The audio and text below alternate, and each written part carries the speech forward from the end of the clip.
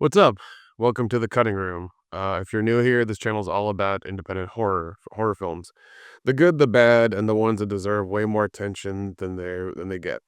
I'm Nick. I've been making horror movies and movies in general, indie films for over a decade, and I'm here to talk about horror honestly and respectfully, with a focus on discovering underrated movies and real hidden gems. Some of these films are rough, some of them are incredible, and a lot of them are worth your time.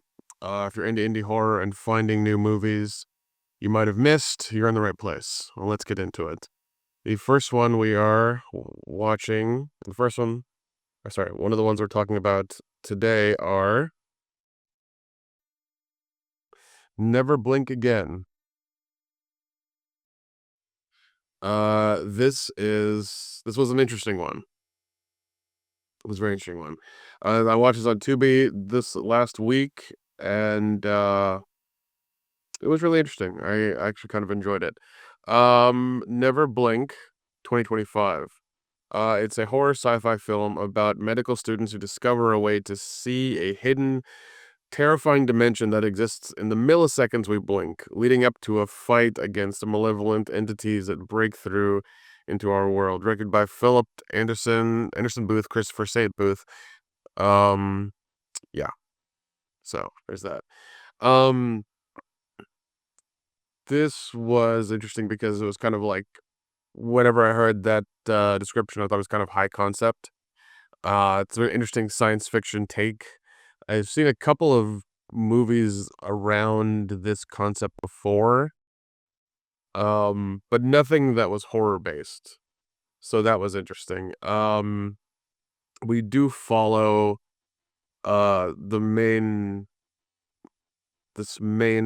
character, Dr. Aaron, who works at the institute and is trying to figure out what's going on with this whole thing with this interdimension that's in there while you blink, and her whole thing.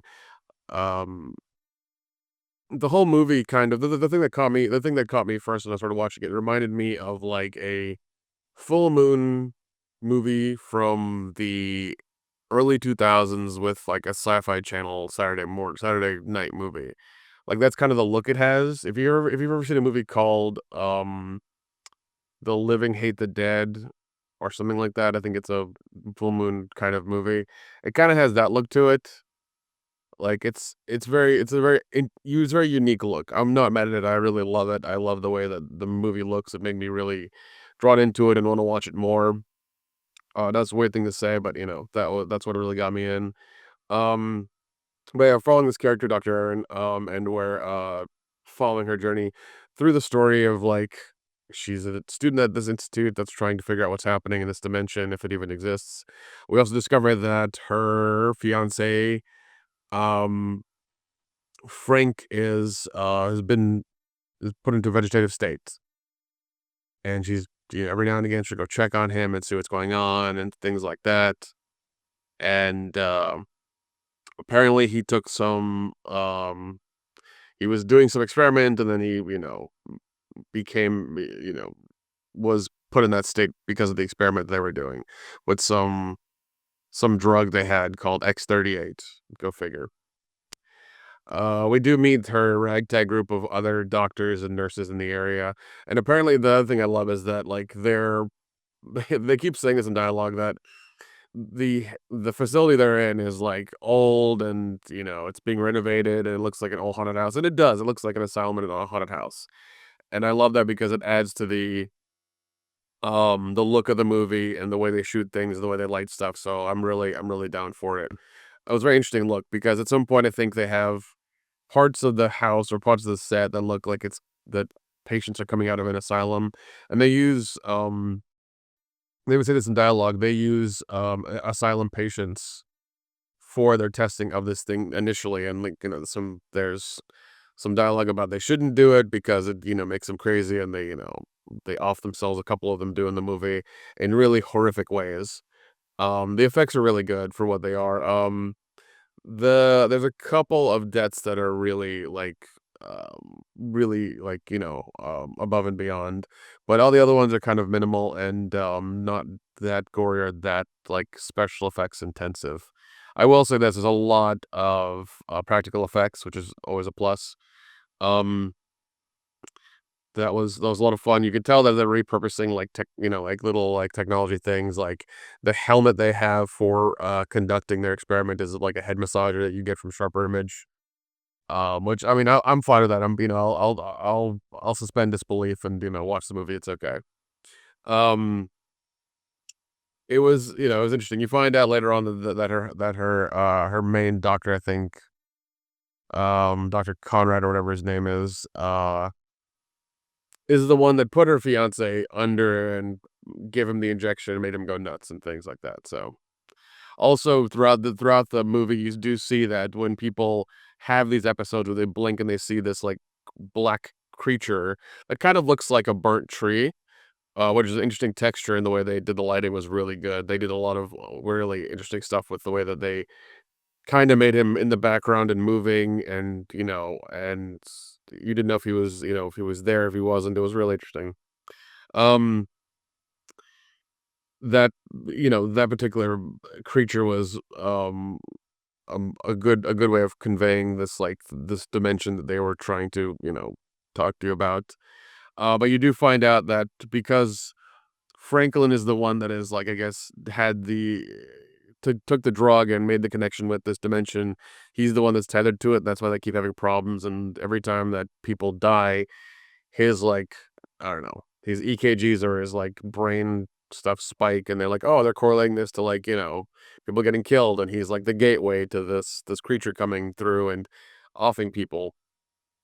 Um, and apparently, the whole thing is like, if you hear the creature, if he's calling to you and you blink, in that millisecond, he'll come out and kill you, which is interesting. Um, but yeah, I mean, it's a very unique idea, very unique story.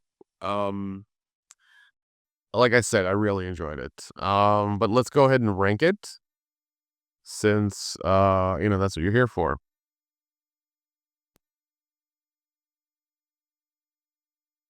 So let's see. Go ahead and pull up the rankings.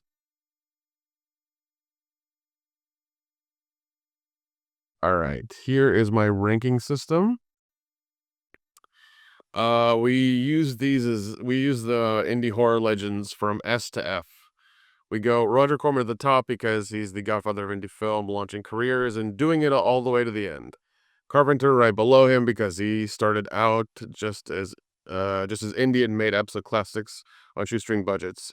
Underneath him we have Charles Band, who kept the indie horror scene alive through the 80s and 90s with a bit more budget and polish. Under him we have Lloyd Kaufman in the middle because he's a pure indie spirit.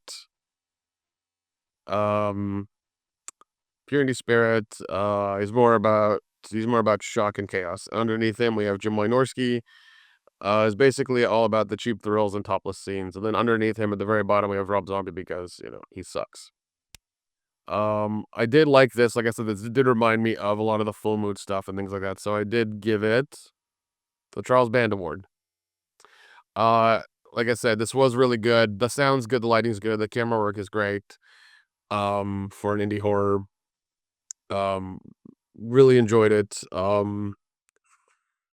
They did a lot of good things with it. I will say this though. The reason I gave it this award is because for it being, I think, an hour and 40 minutes, it did lag a little bit. There were a few lulls in the beginning that really, took a bit to get the story going. Took a bit to get the story going. Like they could have done a little bit more here and there to kind of like keep the pacing up. But that's just in like I want to say the first like third of the movie. It does take a little bit for things to go and move around, and a few actors that show up are part of the main story and are confusing. Like for instance, you have Paulo, who is Aaron's like stepbrother or something, and he's like psychic for some reason. And he shows up like 2 or 3 times throughout the movie. Every now and again, he gives her a phone call and, like, things like that, and he says certain things, and she has to, like, in the beginning, he says, "Oh, there was this, frame in your presentation that looked off. I don't know what it was." You had to go back and look at it, and, "Oh, certainly there's something there." We don't know why that frame's there. We didn't get a real explanation, it's just there, and he saw it because he's psychic or something. Um, there was that. Uh, it did take a little bit to even I mean, like I said, even the kills were a little lackluster here and there for some of the things they did. If you know, I think one of the guys who apparently, like, glued his eyelids open, at some point uses an X-Acto knife to, like, cut them off, and, like, it looks like you're supposed to be wiping against the glass and doing all thing, and there's very little blood and stuff, so I don't know, it doesn't really show up too well. There's that. But, like I said, it's enjoyable, it's a unique idea, it's very well done. I give these guys kudos for making it. I will put a link in the description, where it is, or it is on Tubi, you guys can go check it out. Um, I think it's worth your time, I think it's worth at least a watch. Yeah, that's all I gotta say about it. Until next time.